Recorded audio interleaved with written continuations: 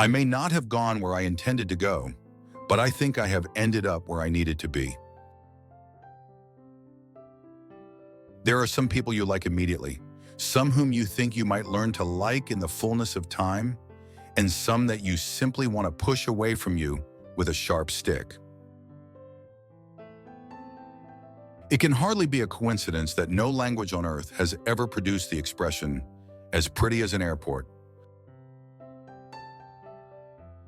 The impossible often has a kind of integrity to it, which the merely improbable lacks. A life that is burdened with expectations is a heavy life. Its fruit is sorrow and disappointment. Words used carelessly, as if they did not matter in any serious way, often allowed otherwise well-guarded truths to seep through. People who need to bully you are the easiest to push around. It was his subconscious which told him this. That infuriating part of a person's brain, which never responds to interrogation, merely gives little meaningful nudges and then sits humming quietly to itself, saying nothing. I don't go to mythical places with strange men. Yes, it is true that sometimes unusually intelligent and sensitive children can appear to be stupid, but stupid children can sometimes appear to be stupid as well. I think that's something you might have to consider. Rather than arriving 5 hours late and flustered, it would be better all around if he were to arrive 5 hours and a few extra minutes late, but triumphantly in command. The idea was fantastically, wildly improbable.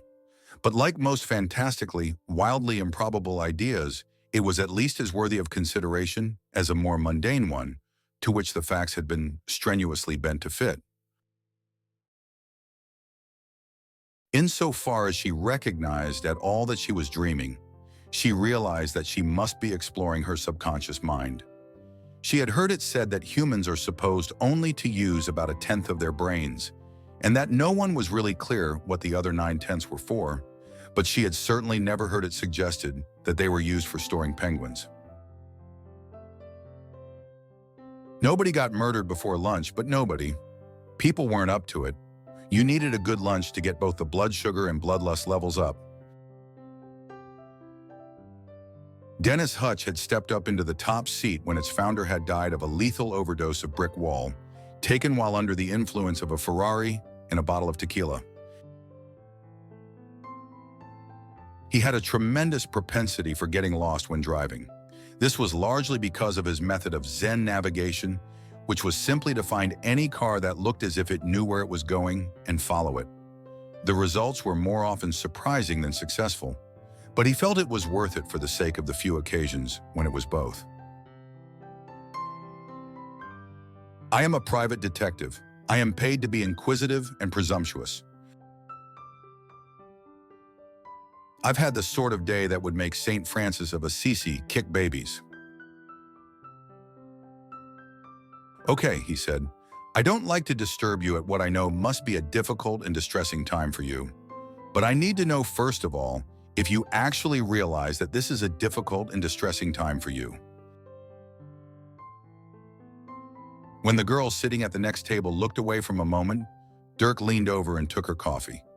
He knew that he was perfectly safe doing this, because she would simply not be able to believe that this had happened.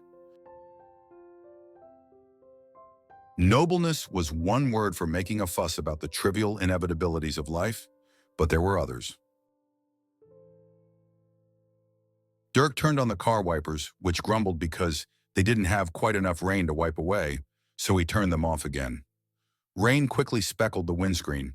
He turned on the wipers again, but they still refused to feel that the exercise was worthwhile, and scraped and squeaked in protest. The impossible often has a kind of integrity to it, which the merely improbable lacks. How often have you been presented with an apparently rational explanation of something that works in all respects other than one, which is just that it is hopelessly improbable? Your instinct is to say, yes, but he or she simply wouldn't do that. There were 3 of them, 3 police cars left askew across the road in a way that transcended mere parking. It sent out a massive signal to the world saying that the law was here now taking charge of things, and that anyone who just had normal, good and cheerful business to conduct in Lupton Road could just fuck off. No private detective looks like a private detective. That's one of the first rules of private detection. But if no private detective looks like a private detective, how does a private detective know what it is he's supposed not to look like? Seems to me there's a problem there.